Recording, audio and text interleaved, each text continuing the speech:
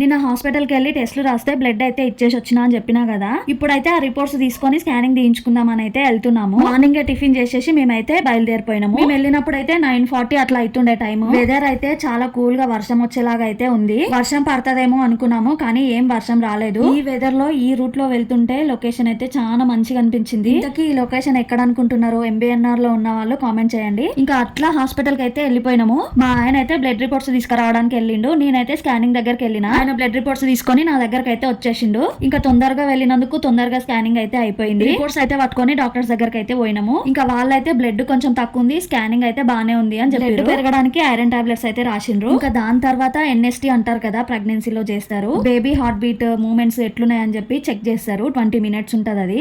ఇంకా అదైతే చేయించుకొని మళ్ళీ డాక్టర్ కి అయితే చూయించుకున్నాము. అది కూడా నార్మల్ గానే ఉంది అని చెప్పిర్రు. ఇంకా మేమైతే రిపోర్ట్స్ అన్ని చూయించుకున్నాక డెలివరీకి ఎప్పుడు రావాలి ఏంటి అనేది అయితే కనుక్కున్నాము. ఎలాగో సర్జరీయే కాబట్టి నెక్స్ట్ వీక్ అయితే చేసుకోవచ్చు అని చెప్పిర్రు. ఇంకా అంతా అయిపోయినాక ఇంటికి అయితే వచ్చేసినాము. వీడియో నచ్చితే లైక్ ఇచ్చి సబ్స్క్రైబ్ చేసుకోండి.